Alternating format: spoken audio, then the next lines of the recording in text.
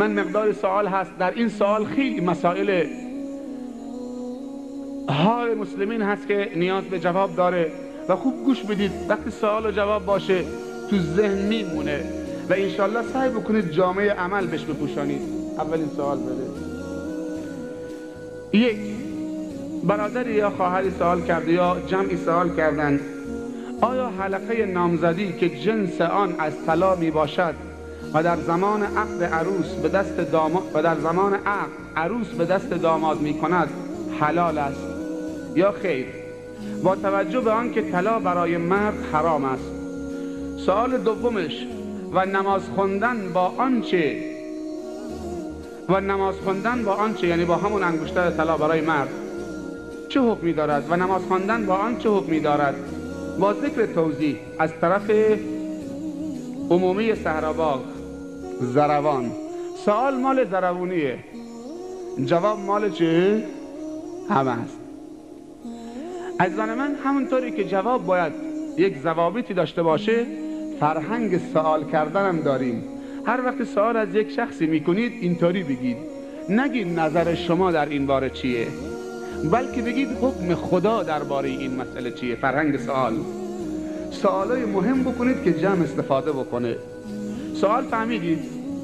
این رسم در تمامی این دیار و مناطق ما و در تمامی استانها روزی میرسه که چه مثلا داماد یا جوونی پسر میره خواستگاری دختری، وقتی خواستگاریشو قبول کردن یک حلقه نامزادی میاره یا 2 تا حلقه میخره، یکی برای نامزادش یکی برای خودش، و تو همون جلسه حلقه نامزادی رو دست هم میکنن.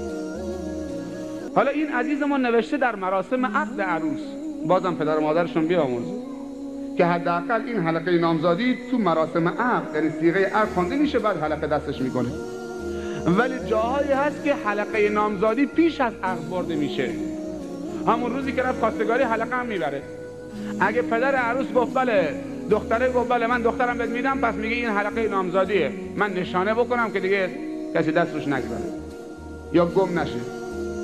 یه زمانی نمیدونم اونهایی که گله دارن وقتی گوسفندا میرن تو گله، بعد شاخهای گوسفنداشون رو رنگ میکنن، نه یا پیشونیشو رنگ میکنه که چه این شاخ سفیده و نمیدونم این شاخ قرمز مال فلانیه، دیگه کسی طرفش نره، مشخص شده است.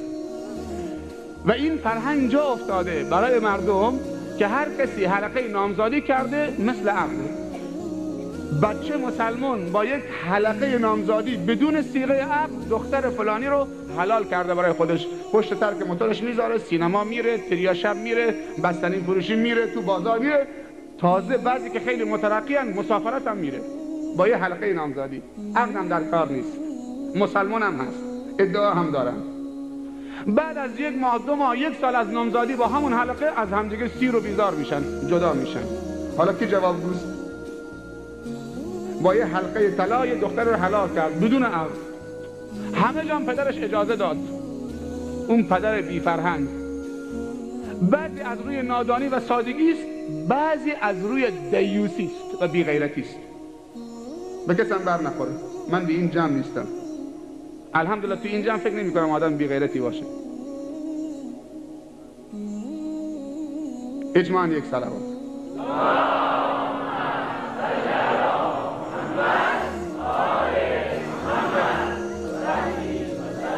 پس چیزی به اسم حلقه نامزادی در اسلام وجود نداره. فهمیده شد؟ این یک قسمت. قسمت دوم، حالا عقد، صیغه عقد جاری شد، آیا داماد اجازه داره که یه حلقه عقد در همون شب یه انگشتری دست چه خانمش بکنه، با خانمش بخره، و یه حلقه هم عروس خانم دست چه شوهرش بکنه یا دامادش همسرش بکنه؟ بله اجازه داره چنین کاری بکنه، به عنوان ویتامینش زیاد بکنه اشکال نداره. ویتامین میدونی چیه؟ ولی میگن در کشور مصر عبدالحمید کش شنیده داره، یکی از علمای بزرگ مصر و جهان اسلام فوت کرده، در یکی از نوارهاش میگفت که یک تاجر مصری مرده، بعد که تو وصیت‌نامه‌اش نگاه کردن نوشته بود که تمامی اموالم مال سگم باشه، مال سگم باشه و بلا نسبت حاضرین. مردم مات شدن. این چه وصیتیه؟ رفتم پیش ملایی، گفتن که یه مرحومی بالاخره اینطوری وصیت کرده، همه مالش مال سگ باشه. هل یجوز؟ والله لا یجوز هذا فی شرعنا. لهجه مصری والله ما یجوز، به خدا قسم که نمیشه، جایز نیست. و یه واشکی در این شیخ عبدالحمید میگه تو نوارشا، گفت یه واشکی در اون گوش اون ملا گفت مرحوم وصا به 50 جنيه لفضیلت الشیخ. اون مرحوم وصیت کرده که 50 جنيه مصری هم مال جناب شیخ باشه. گفت مرحوم علکیه. مرحوم چه گفت؟ یه بار دیگه بگو تا نگاه بکنم راهی پیدا میکنم یا نمیکنم. گفت مرحوم وصا به 50 جنيه لفضیلت الشیخ. گفت اذن یجوز، اگر اینطوریه جایزه، مالش مال سگش باشه، 50 جنيه باشه. واقعا هم هستن ملایی هستن که با یه موتور گازی خودشونو میفروشن، با یه موتور گازی ها، نه پترول ها، کاش کم پترول بهشون میدادن، با یه موتور گازی ماشین پیکان.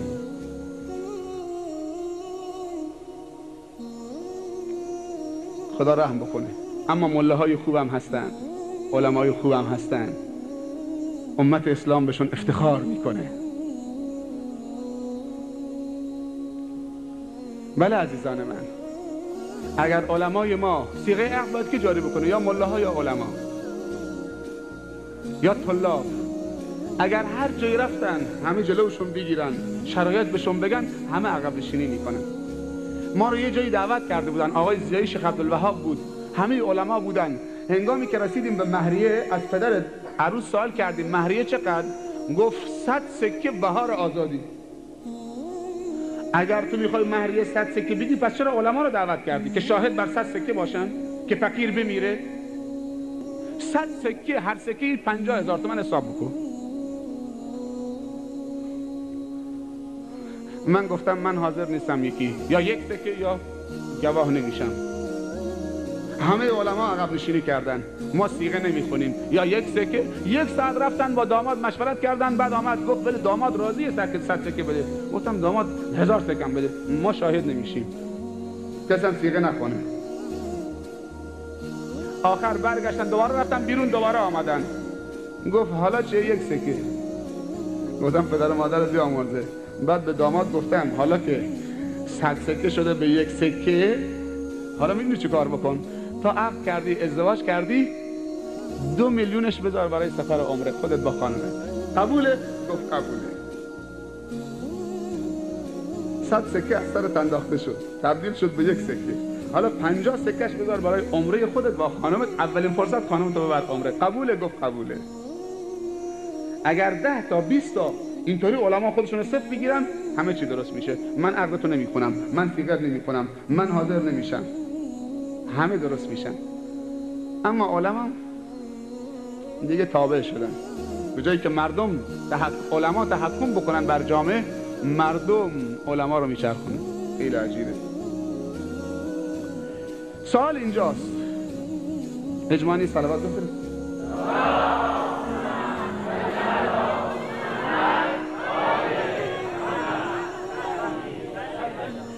آیا درست از نظر شرعی مرد انگشتر طلا بپوشه؟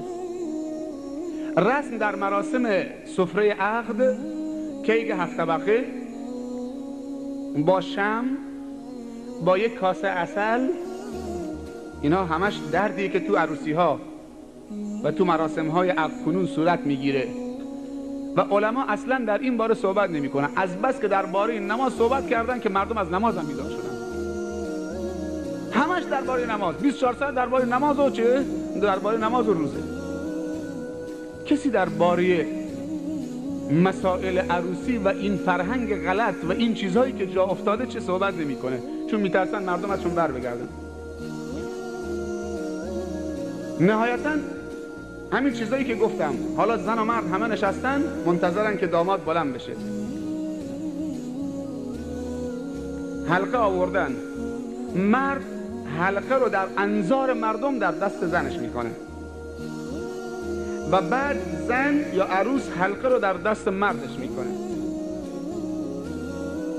و آدم واقعا شرمش میاد که در حضور این همه زن و مرد نامحرم این مرد دیوس بی غیرت و بیرگ و نامرد بلند بشه زنشو به نمایش بگذاره و اونجا با این انگشتش عسل دهان هم بکنن و کیک و تکه تکه بکنن، شمع خاموش بکنه و مردم براش کف بزنن، کیک و تکه تکه بکنه و بعد تو دهان هم بکنن کیک و بعد چه عروس و داماد در حضور این همه زن و مرد نامحرم اونجا دو نفری برقصن. اینطوری شده ها. نگاه کن کجا دشمن دست گذاشته، نه توپ لازمه نه موشک نه هواپیمای جنگی، اینطوری ما رو نابود کردن.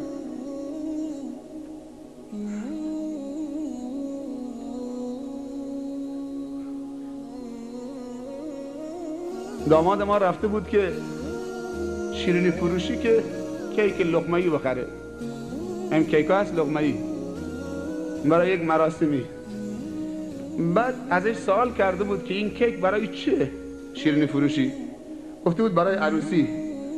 بعد به داماد من گفته بود که خب مردم برای عروسی کیک های 7 طبقه میبرن، 4 طبقه، 5 طبقه، 7 طبقه. بعد داماد ما بهش گفته بود که ما پله نداریم تو خونه، برای ما همین لقمه‌ای بده که بهتره، ما پله نداریم بریم بالا. که چی باشه؟ اگه مال من 7 طبقه شد مال اونا 9 طبقه، همسایه میاد مال اون 7 طبقه باشه مال من 9 طبقه باشه. همجور که تو خونه مسابقه میدن و تو خرج و مخارج تو کیک چه طبقه هم، مگر کیک لقمه‌ای چشه؟ خیلی هم میچسبه.